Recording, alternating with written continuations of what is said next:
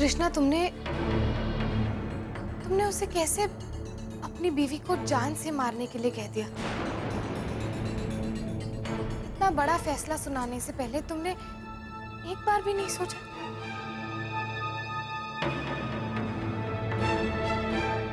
उसने काम ही ऐसा किया, ना सोचा जा सकता है और ना ही माफ किया जा सकता है।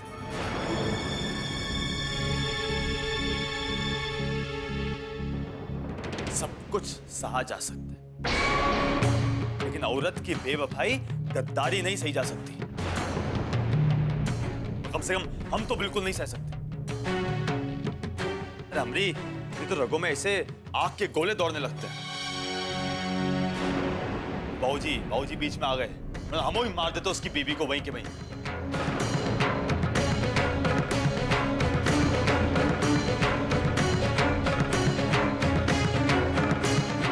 मामले में हम बहुत पक्के, एकदम बात साफ। प्यार हो, मोहब्बत हो तो दिल से हो, दोनों धोखाधड़ी नहीं। ये सब अगर तुम की होती ना तो तुमको भी यही सजा सुना।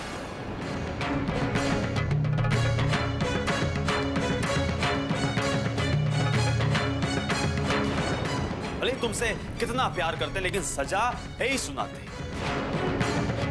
औरत को कायदे कानून में रहना चाहिए, उनके बाहर नहीं जाना चाहिए, क्योंकि बाहर जाने से वही होता है जो उनकी बीवी ने किया। वही बताओ, दोनों हक है उसको जीने का। पति को धोखा देके कंट्रोल से बाहर चली गई तो फिर मरो।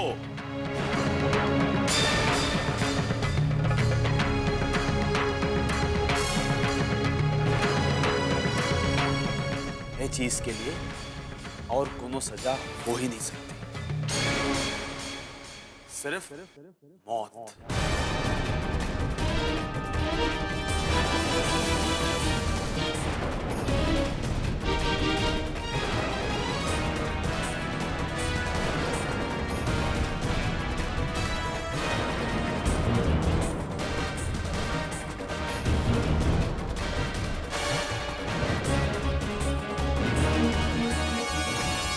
अगर तुम कृष्णा को ये बता दोगी तो वो इस बात पर कभी विश्वास नहीं करेगा कि अंगद ने तुम्हें अगवा करके एक रात अपने कब्जे में रखा और तुम्हारे साथ कुछ भी गलत नहीं हुआ। और हो सकता है कि वो अंगद की तो जान ले ही ले, और मुमकिन है कि वो ये शादी भी तोड़ दे।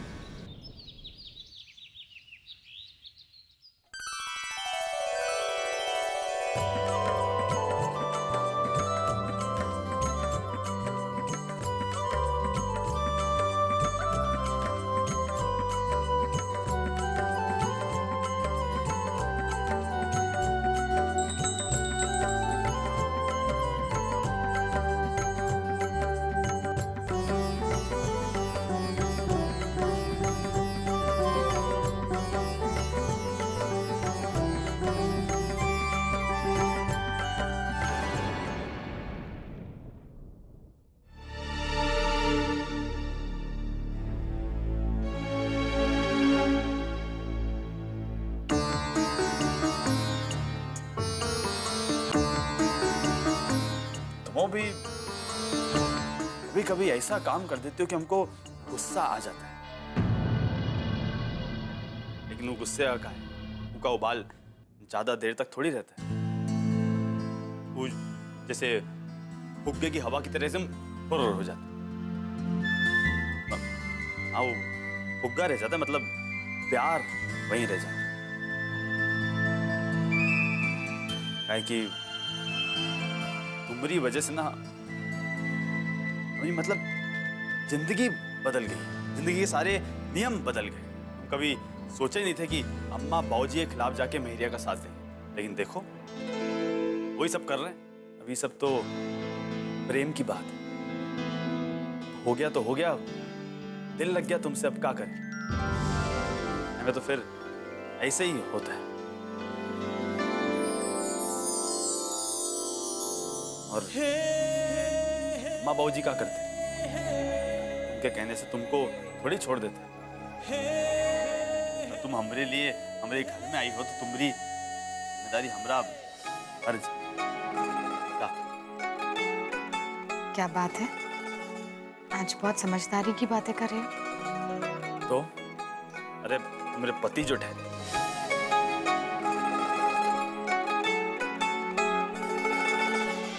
अभी कृष्णा बहुत अच्छे मूड में लग रहे हैं। किडनैपिंग की बात हमें किसी भी तरह अभी बता देनी चाहिए।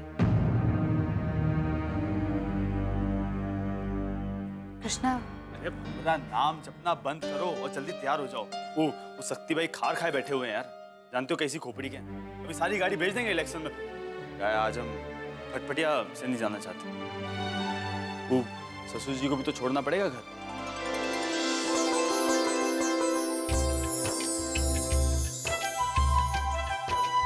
तुम यही चाहती हो ना, तो हम भी यही चाहेंगे।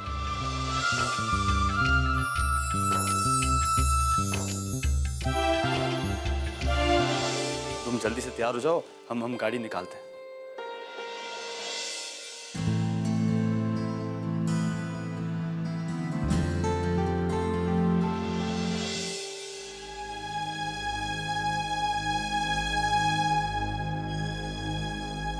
रोक के ड्राइवर चलाना है। क्या रहे साहब? सवारी निकल रही है, कहा करते हो कुछ खास? हाँ वही हम सोच रहे थे। सलाम ऐसे चल के जा रहे हैं, कोनो अभी तक टंगड़ी नहीं अड़ाया यार। अब सब ठीक, हम तो ऐसे ही परेशान हो गए। हमारे पिताजी, पूज्य पिताजी, हाँ किधर चरण किधर बताए दो। अरे आदत सुधार लो अपनी, हर वक्त ऐसे रोका मत करो हमको। सुधर जाओ नहीं तो क्या घरे से बाहर निकाल दे वो, कहा सुधर जाओ। अब हम रोक नहीं रहे, टोक रहे हैं बेटा। कहा है कि गुरु माँ की वजह से हम तो जा नहीं पाएंगे। ये शक्तियाँ तुम्हारे संग जा रहा है, और वैसे कहो तो हम तुम्हारी अम्मा को भी साथ में भेज दें। शक्तियाँ तो कह रहा था कि घंटी लाल को भी लेके जाओ। उज्जैन के घंटा बजाने के बदले खुद घंटी बजाए देंगे। और वैसे भी ना, एक तो घंटी लालो कचहरी नहीं देखे और तुम्हारी अम्मा भी कचहरी नहीं देखे। यही बहाने कोर्ट कचहरी के दर्शन हो जाएगा। और पता नहीं कब भविष्य में कोर्ट कचहरी में जाएगी जरूरत पड़ जाए। कब बेटा बोलो है?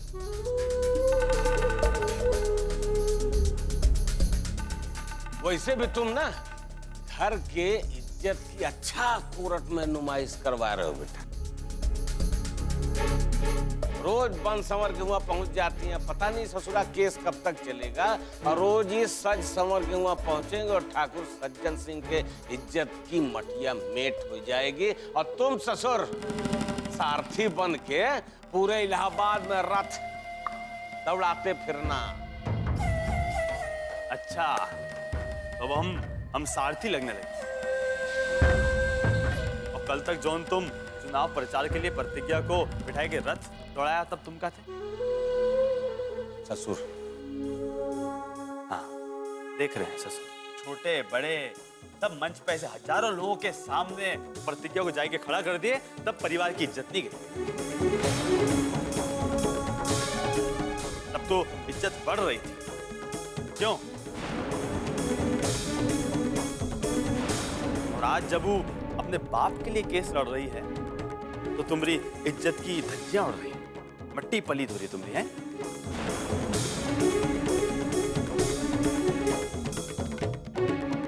बेकार की बात करते हैं तुम। चलो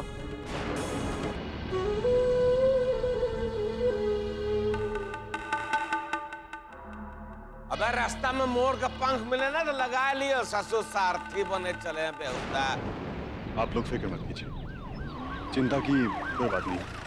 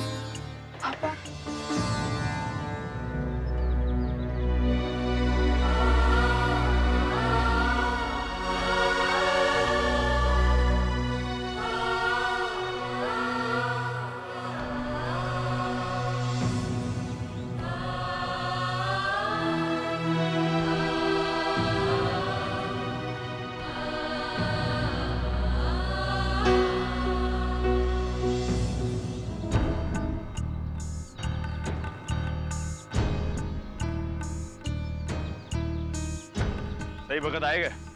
चलो।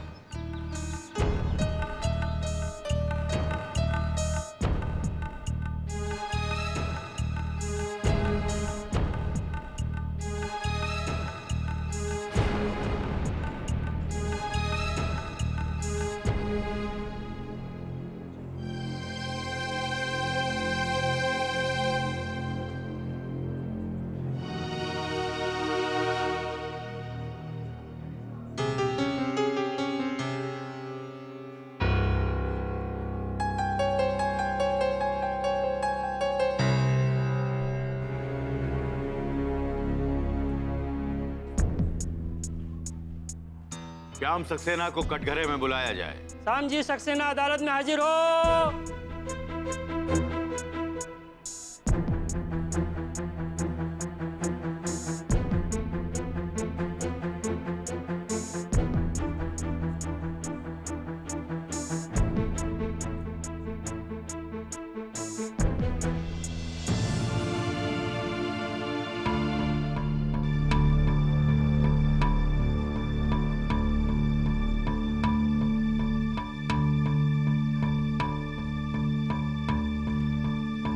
अदालत की कार्यवाही शुरू की जाए।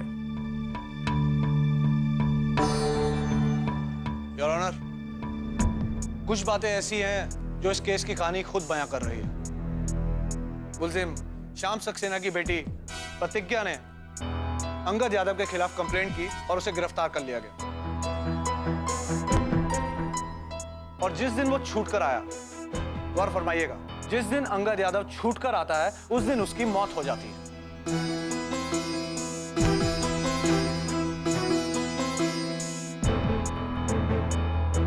मुल्जिम श्याम सक्सेना पुलिस में जाकर एक कबूल करते हैं कि ये खून उनके हाथों हुआ है। और अब मेरे काबिल दोस्त और वकील मिस्टर अमन माथुर ये बोल रहे हैं कि अंगद यादव खुद ब खुद मरा, मुल्जिम श्याम सक्सेना बेकसूर हैं। माय लॉर्ड, मैं श्याम जी से ये पूछना चाहूंगा कि उस रात हुआ क्या था?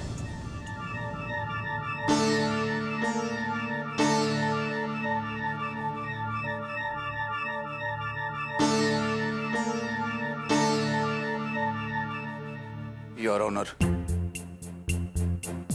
दरअसल उस वक्त हम कुछ समझ ही नहीं पाए।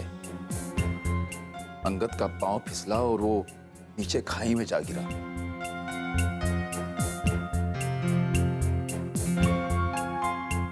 पर हमने देखा था कि वो पूरी तरह से खाई में नहीं गिरा था, बल्कि थोड़ी दूर फिसलने के बाद किसी चीज के सहारे वो लटका हुआ था। हमने उसे खींचने की भी कोशिश की थी, पर खींच नहीं सके।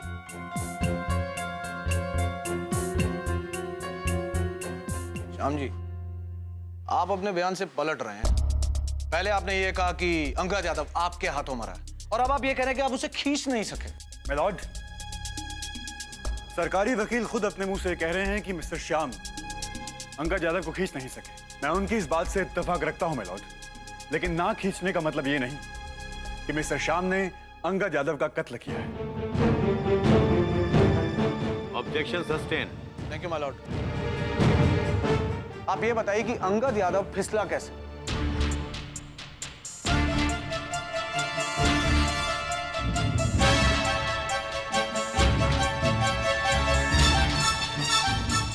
वो हाथापाई कर रहा था, उसी दौरान उसका पैर फिसल गया। गौर फरमाइए माय लॉर्ड, श्याम सक्सेना जैसा एक बूढ़ा बुजुर्ग आदमी अंगद यादव जैसे एक नौजवान से हाथापाई कर रहा था। लगता है इन्होंने जवानी में काफी दंड पेले हैं।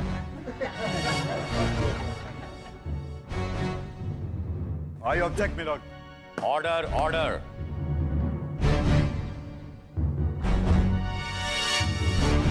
आप अदालत को यह बताइए कि इस गुत्थम गुत्थी में, हाथापाई में आपको कोई चोट नहीं लगी? कोई खरोंच?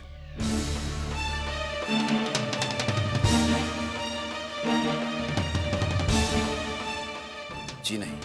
योर ऑनर, ये बहुत ही अचंभे की बात है कि श्याम सक्सेना जैसा एक बुजुर्ग आदमी एक नौजवान के साथ हाथापाई करता है और उसे खरोंच तक नहीं आती। ऐसा हो ही नहीं सकता।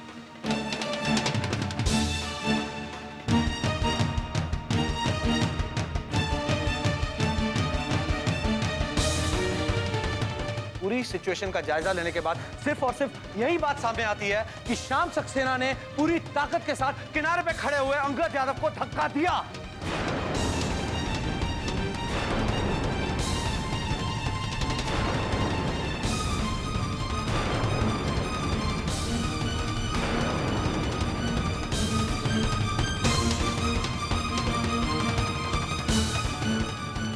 हमने उसे धक्का नहीं दिया था, बल्कि वो अपने आप गिरा था। बल्कि हमने तो उसे बचाने की भी कोशिश की, पर बचा ना सके। बस यही वजह है कि हम अपने आप को उसकी मौत का जिम्मेदार मानने लगे।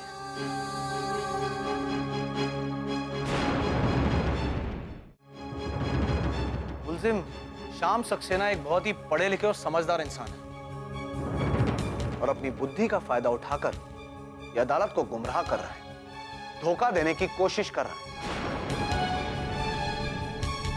पहले इन्होंने अंगद यादव को मार डाला और फिर पुलिस में जाकर इस गुनाह को कबूल कर लिया।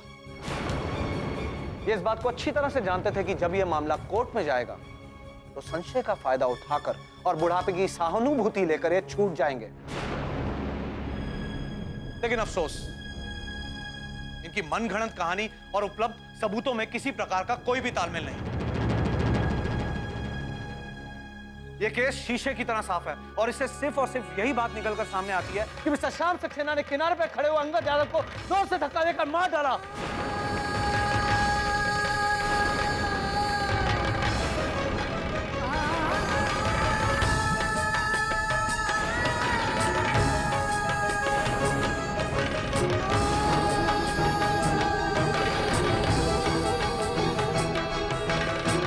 मार भी डाला और बचाने की कोशिश भी की, लेकिन खींच नहीं सके। और एक बात और ध्यान देने वाली माय लॉर्ड, बचाव पक्ष के पास इनकी मनगढ़ंत कहानी को साबित करने के लिए ना तो कोई सबूत है और ना ही कोई चश्मदीद गवाह। मेरे काबिल दोस्त यहाँ पर चश्मदीद गवाह चाहते हैं और चश्मदीद गवाह है मिलॉर्ड, वो भी इसी अदालत में मौजूद है और वो हैं मिस्टर श्याम सक्सेना के बेटे आदर्श सक्सेना।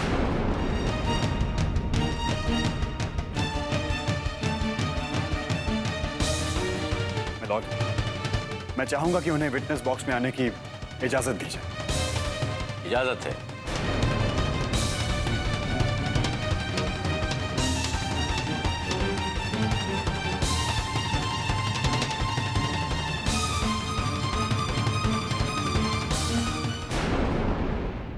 प्रतिज्ञा बन जाए।